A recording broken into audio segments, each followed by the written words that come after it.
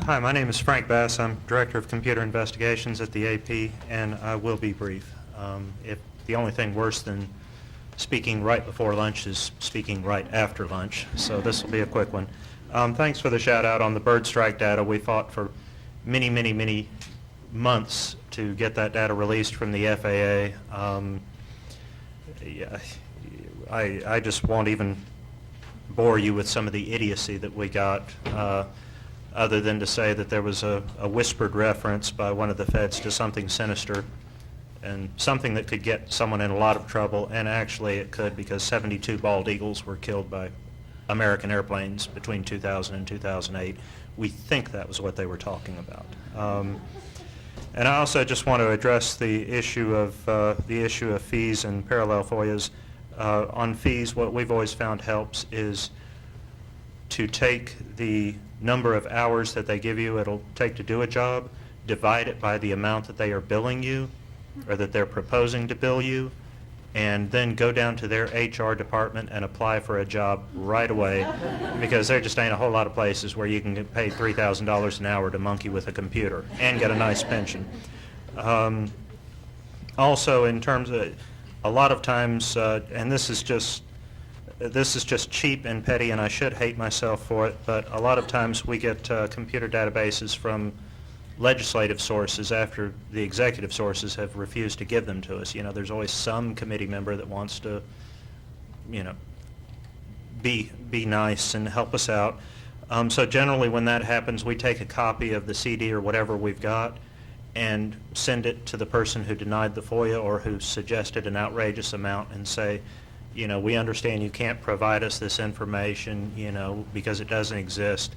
You know, you might, however, be interested in the attached. And you can do that with redacted FOIAs too. If you get the same piece of paper from different agencies, you know, just, you know, I got one that was 60 pages of straight redaction from the FBI, and then I got the same thing from Housing and Urban Development that had no redactions, and I just kindly sent them a cleaner copy, you know, a little bit easier to read. So my charter at the AP is dealing with numbers, computer databases. You know, everyone says, ooh, math. Well, you know, I'm not a great math whiz. It's true I did take 3 years of calculus in engineering school. It's also true that 2.5 of those years were spent trying to get through Calculus 1. So it doesn't require that much really in the way of higher math knowledge. A good addition and subtraction will go a long way, sometimes multiplication. I started getting into computer-assisted reporting, as it's called, way back in 1988 or so. We were doing a project on infant mortality in Alabama. If any of you have ever been through Alabama, you see lots of bumper stickers. We're number 50, which, you know, works out for just about every quality of life rating, public health, that sort of thing. So we were number 50, sadly, in infant mortality, the number of dead babies, and we were trying to, and of course the first thing that everyone told us was, well, it's a black problem, which is Alabama speak for we're not doing anything about it. Poor folks, you know, black folks, just not us. So we had a county-by-county list of the infant mortality rate, and we sorted it, and lo and behold, an awful lot of counties up on the high end of the list were predominantly white. We took our findings to the governor, who at that time we described as the late governor, who was not a bad man. We couldn't help ourselves. We habitually referred to him as the former Amway salesman hyphen turned primitive Baptist preacher hyphen turned Amway or turned first Republican governor of Alabama since Reconstruction, H. Guy Hunt, comma. Who, you know. And it was suddenly not a racial problem, and the state of Alabama just sprang into action, up the Medicaid reimbursement rate. At that time, if you earned more than $1,000 a year, you were too rich for Medicaid. Yeah, true story. It was crazy, and the story, and you know, because of this one sort on a spreadsheet we did, you know, we shared the '88 Pulitzer with the Lawrence paper, and I said, wow. So if I use a computer for every story, is it going to work this way? Not quite, but having said that, the good news is I kind of feel like in a lot of ways we are in the golden era of government data because everything is being measured. almost everything. We have a fantastic source for distribution in the internet, downloading big files. An awful lot of them, and I'm just going to run through a few here, you don't have to mess with FOIA because they're up on somebody's website somewhere. And here's the real kicker. You can look at a lot of these federal databases, and I promise you, 9 times out of 10, you'll run the nut graph of your story past a federal official, and they will say, huh, yeah, had no idea. Just to give you an idea, one of my favorites was we looked at the No Child Left Behind Act a couple of years back, and we used simple demographic data.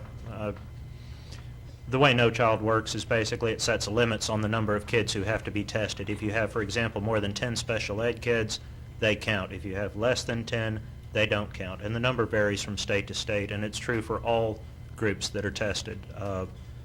Black, white, Hispanic, special ed, poor kids, you name it.